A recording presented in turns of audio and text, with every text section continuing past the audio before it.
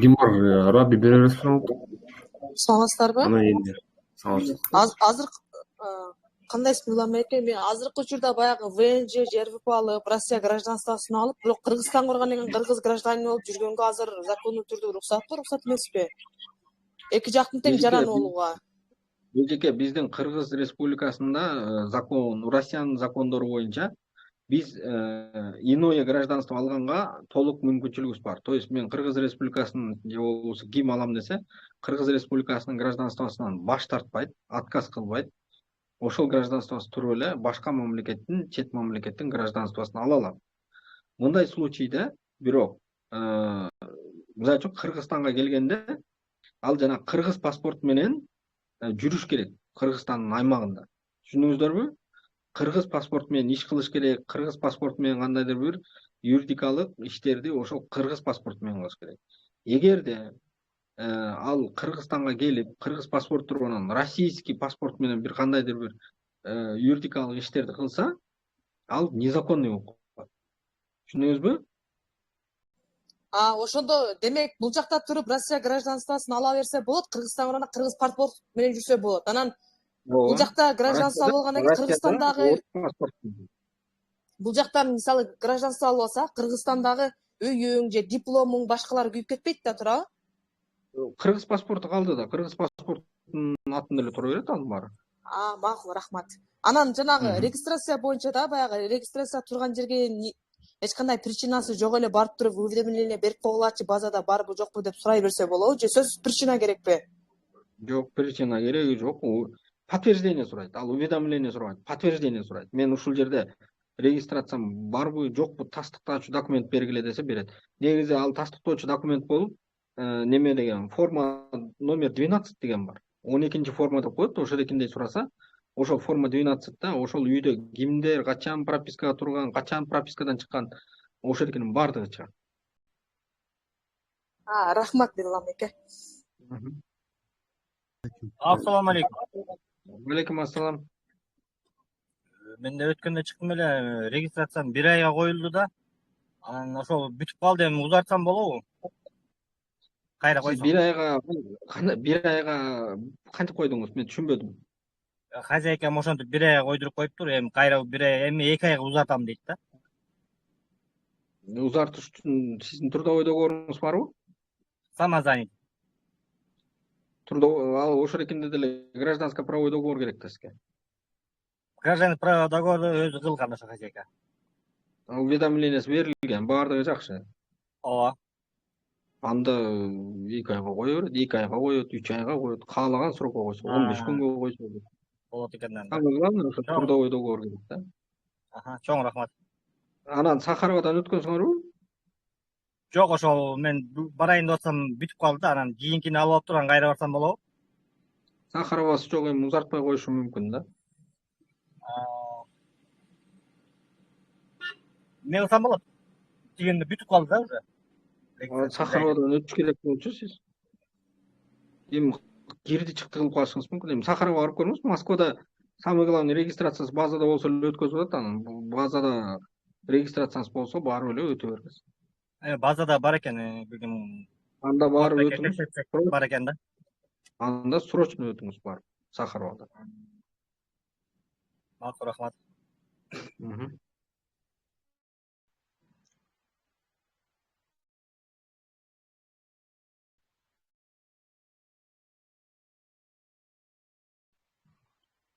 Assalamu alaikum. Алейкум ассалам. Men martda bir taraf aldım, Haziran bir taraf aldım da. İlk gün Kırgızstan'a uçup kettim. Kvartasıma da toğanım 118. statya dep turup koydu da. Bana şonu taraf жазды berdi 5000. Эми 18 статья деген өзү 14 15 подпункту бар да. 3-чү подпункт, 5-чи подпункт деген подпункттар бар. Сизге 18-8дин кайсы подпункт эмнеге ошол квартираңда жашабайсың же ошол жерде регистрацияң жок, эмне кайсы статьяны коюп туруп 5000 сом берген? Bir de men kvartasıma da toğanım, kvartirantarda başka yerde registrasiyası, kvartirantarda, kvartasıma da toğanım. Şolar tutuldu, şoga manga kaldı. Неге сизге салыш керек? Ал Алардын өзлөрүнө салыш керек да штрафты. Ладно, эми Оларга ham салды, мага ham салды. Азыр пропискам бүтүп калган, Проденияга берилген. 1 ай болду. МФЦга чыга элек. Азыр дагы салды штраф. Сиз Адилбек 1 ай болду дейсиз да. Сиз 1 ай болсо ошол эке. Негизи госуслугиден берген жанагы регистрация 7 күндө жообу келиш керек. Либо отказ келиш керек, либо одобрение келиш керек. Эгерде 7 күндөн кийин жообу келбесе, 1-2 жумадан болуп кетсе, ошондо жана хозяинды кайсы районго регистрация койсоңор, ошол райондун миграционный службасына жөнөтөсүңөр. Пожалуйста, давай Иван, барып ошол жерди билип бер. Аны 2 жумадан бери жообу келбесе, ушундай келет деп атат десеңиз, ошол райондун федеральный миграционный службасына хозяин барып, ушундай мен заявка бердим эле, жообу келбей атат десе, эгерде отказ келсе, отказ деп айтат, отказ келбесе одобрение келген болот. Одобрение келипти деп ошол жерден раз тигерекине компьютерден чыгарып туруп эле колуна карматып коет. Все, давай Иван, давай үйүңө кет. Мынакей регистрация деп. Сиз эмнеге ошо 1 айдан бери отурасыңар күтүп? Жок, ошо хозяин барса, издей деп атат экен да, хозяин күнүгө барып келип атат. Хозяин айтыш керек. Я не могу ждать, давай заявление жазам мен силерге. Мындай болбойт, потому что менин үйүмдө азыр незаконный мигрант жүрөт. Ага штраф салса, ал өлөт дебейсиңер, айтпайбы? Жок, азыр хозяин менен сүйлөшсөм, олар сотко бердим дейт. Мен дейт, ушу менен 2 марта болуп атамын дейт. Алар эмне боюнча болуптур? Ишими карабай жатат дейт.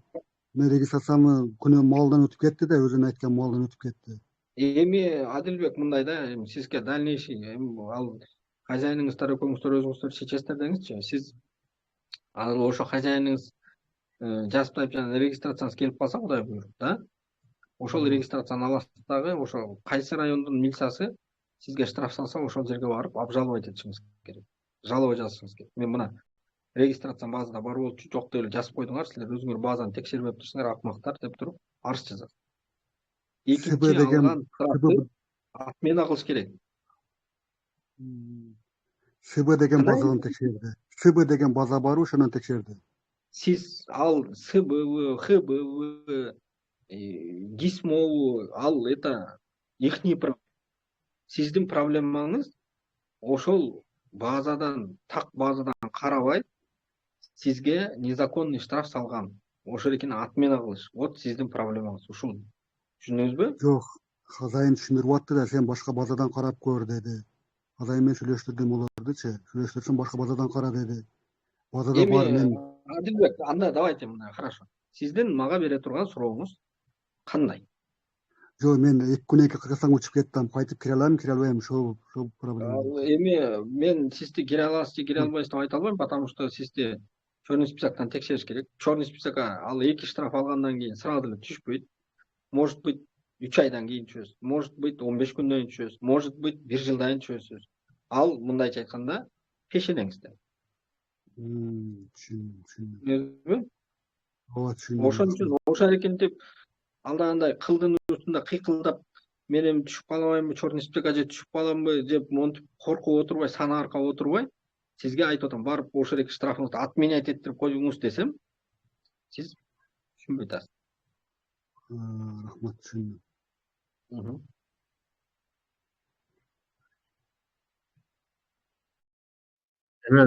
Hemen сурооңузду бериңиз, андан кийин Немени Кыргызстанга барганда жанагы кыргыздын паспорту менен жүрсөң балаларды атасыз го, ошондо бул жактан Россиядан кетип атканда российский паспорт менен билет болуп, самолеттон түшүп Кыргызстанга кирип атканда кыргыздын паспортун көрсөтүп кирип кетсек болорбу?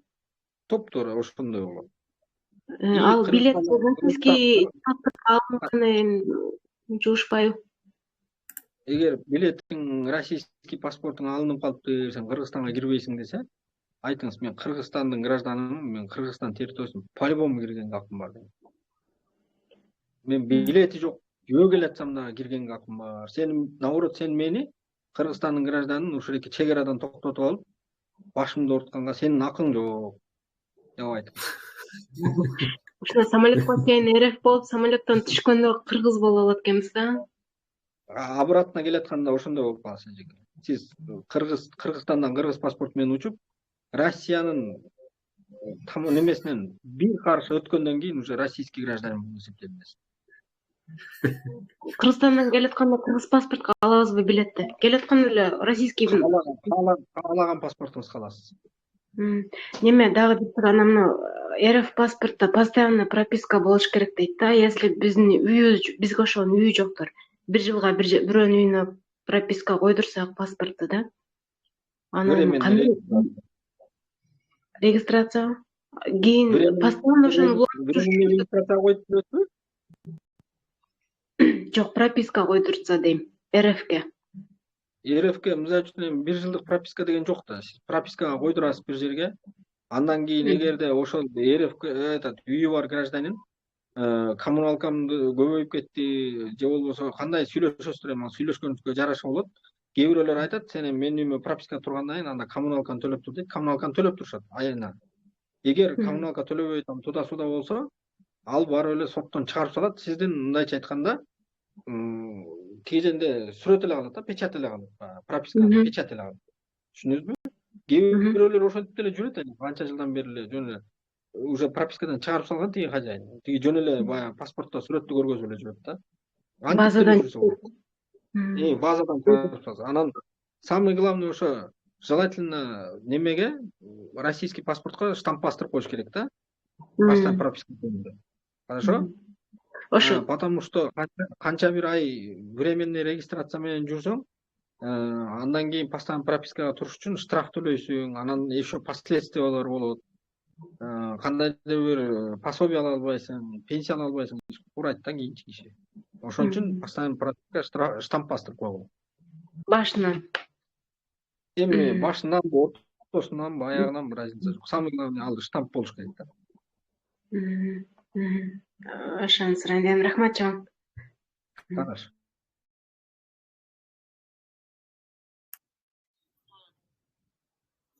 Так, урматтуу мекендештер, сурооңуздар болсо, кол көтөрүү кнопканы басабыз, андан кийин сурооңузду беребиз.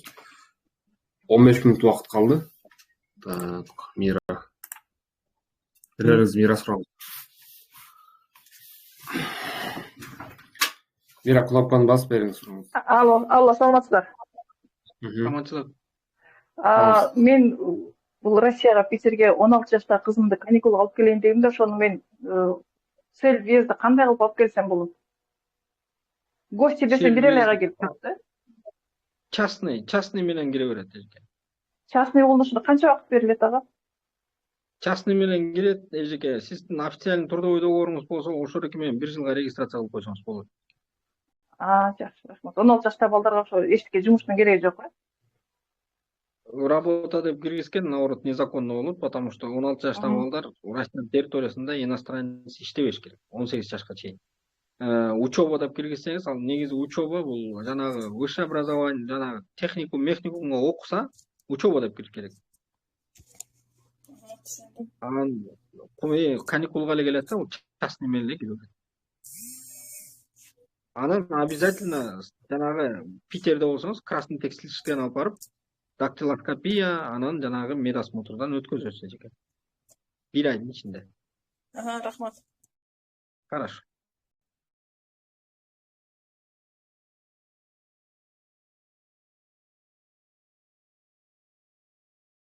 Катыраак сүйлөңүз.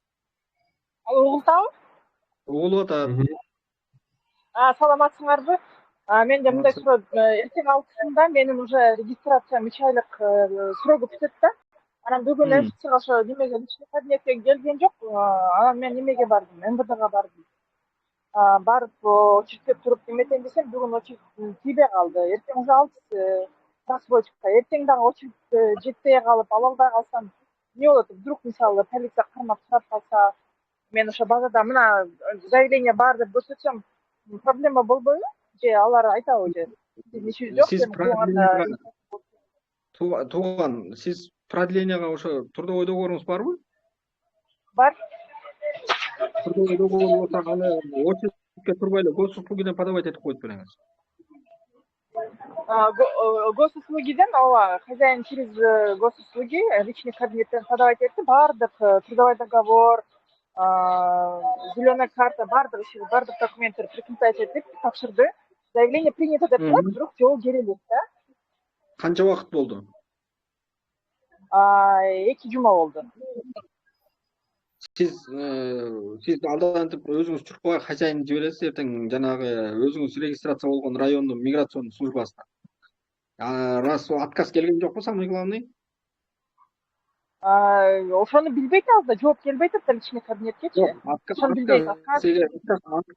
Отказ болсо бир жумадан кийин отказ келмек. Вам отказано деп. А так бир жумадан отказ келбесе, базага киргизилген. Хозяйныңыз барат, ошол эки ким регистрацияга коюп аткан. Ошол миграционный службага барып эле мынакей мен номер заявления, момундай заявление таштасам, жооп келбейт анан. Карагыла базаңардан ал кирсе, давайте мага чыгарып бергиле десе, кагазды ошол жерден эле распечатка кылып, печатка туруп чыгарып берет. Регистрация. Ооба, живой очередь ошо живой очередь жетпей калмадыбы? Аябай эл көп, анан бир эле окошко иштеп атат. Анан эртең дагы очередь жетпей калып, ала албай калсак болгон эмне болот деп атам да.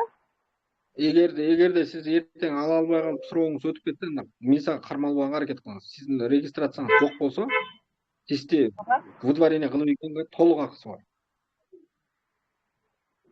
Колумда ошол жок болсо, алардын акысы бар экен да. Ооба, колумда жок. Ошондуктан хозяйнда бар тигилеке тиженге барганда очередке туруп, орустар тура берчи эле маңкайып, антпей эле. Мен деген заявление подавать же неметкен үчүн келген жок. Мен жообун алганы келдим. Мен сурап эле чыгам деп кирип кетсин. Ооба, элдин баары эле ошентип эле уже бардыгы эле берип, ошо немесин личный кабинетке жооп келбей, бардыгы ошо печать койдурган эле барып атат. Бардыгы у нас все подано, заявление принято, нам просто печать поставить деп барып атат бардыгы элечи. И вот очередь жетпейди. Бир эле окошко аркылуу өтөт экен, очередь жетпей эле ошол проблема да. Эми эжеке орустардын Россиянын федеральный миграционный службасынын кызматы биздин мигранттарды мындай жакшы качественный обслуживать этиш эмес, булардын кызматы ушу мигранттардан кутулуш керек болуп калды да. Ошон үчүн ушундай мигранттарга невыносимый условиялар түзүп атат да мындай. Законный эле жүрөйүн дейсиң, законный жүргөнгө вообще шарт жок чындап айтам. Эми айла жок. Эртерээк барсын, эмне деп айта алам? Хозяйныңыз таң атпай барсын, же болбосо за хозяйына өзүңүз барып очередке туруңуз түнкү саат 3-тө. Чтобы эртең жетип калгандай болуп. Айла жок. Андан башка выходыңыз жок. Значит, ошо колубузда эч бир кагаз жок болсо, бул полиция никогда айткан да, что личный кабинетте биз уже базада барсың, сен тигиреки жерде колуңда жок, это алардын баш ооруусу эмес. Самое главное, человека поймали без регистрации, все. Аны сотко жеткизип 5 минут болот. Негизи закондо андай жазылган эмес. Закондо алар ошол эки базада барбы, жокпу, текшерип, тигиндей мындай кылыш керек. А так Россияда көрүп атасызбы, беззаконие. Россияда вообще закон деген өлүп калды азыр. Ооба. Дагы бир суроо. Кайрат кылып неметип бүтүрүп алыңыз. Так. Классташымды кармашкан экен, анын ошо зеленый карточкага справкасы жок экен. Ар жылы узатыш керек болот. Ошонусу жок экенден айтыптыр, 3 күндө чыгып кет деп. Ошондо бул кандай болот? Депорт болобу же какой-то бир ограничение бар, мындай 3 айга, 4 айга? Эжеке бул депорт эмес, бул выдворение эмес, бул эч кандай нерсе эмес. Бул ошо классташыңыз ошо 5 күндүн ичинде кирди деп келе алыш керек. Түшүндүңүзбү? То есть это закондо көргөзүлгөн, эгерде дактилоскопия жана бармак изин бербесе, манжа изин бербесе, бул выдворение. А жанагы медосмотрдан жылыга мен түшүндүм. Мен медосмотрдан жылыга өткүлө, айланайын кыргыздар, өткүлө деп какшап атат бул жердечи. Эмнеге какшап атабыз? Потому что медосмотрдан өтпөсөң, сокращается срок нахождения дейт. То есть Россияда жүрүү мөөнөтү кыскартылат. 3 күн, 5 күнгө чейин. То есть сен ошол экен кыскартылмай, сен кирип чыгып, анан келип медосмотрдан өтүшүң керек. Мажбурий деген сөз да бул. Понятно. Кирди чыкты кылып коюп, анан кийин немедеге өтүп кетсе болот. Чоң рахмат. Сиңерге келип. Так, урматтуу мекендештер, 53 мүнөт өттү. Мен оюмча аякта рус деген бир акыркы суроого жооп берип коелу. Рус андан кийин болду. Калгандарыбыз комментарий жаза алышыңыз. Рус бериңиз сурооңузду батыраак. Сизди укпай атабыз. Улут ата, салам алейкум. Алейкум ассалам, Эмулду айтыңыз. Байке, Мирлан эке, кандайсыңар? Мен Жакшы, бир жакшы. суроом бар эле. Акында да ошо боюнча суроо берейин дедим эле, бирок Угулбай Мирлан калды. байкенин же сиздин жеке номериңизди алсам болобу? Угулбай калды. Менин эмне вопрос дейсиң, эмне суроо? Жакында ДТП болдум эле, ошо мен жакта интернетте жакшы кармабайт да, мен север жакта жүрөм да. Өзүңүздүн жеке номериңизди Кубан байкеден алсамбы дегем да, ошо бул кичине улагыраак суроо, мындай эмне кайрылайын дедим эле да, ошо кандай туура болот, эмне кылсам болот деп. Макул. Кодко жазып койсоңуз берет. Хорошо, жөнөтүп коем. Ошо боюнча суроо берейин дедим эле, бирок азыр бу жерде азыр убакыт тар экен, жетпей калам го. Хорошо, кененирээк анан телефондон сүйлөшөбүз. Руслан, жөнөтүп коеюн номурду. Урматтуу мекемдештер, бүгүнкү эфирди жыйынтыктайбыз. Аягына чыкты. Жетишпей калгандар сурооңуздарды комментарийде берип жооп алсаңыздар болот. Бизде жооп бере турган активисттер бар. Эгер жооп беришпесе, анда эртең бүрсүңүздү эфир кылабыз да, ошондо сурооңуздарды бересиздер. Ошол Мирлан байке баарыбыз ыраазычылык айтабыз. Биздин YouTube'га кирген видеолорубузду баарыбыз колдоп коебуз. Бүгүн дагы видео чыкты жана YouTube'дагы каналга подписка болобуз. Жана ушул каналдын ссылкасын да кошуп атам. Албетте таратып коебуз болушунча. Баарыңыздарга дагы жолу рахмат. Кийинки эфирде жолугушканча аман туруңуздар. Давайте, саламат болуңуздар.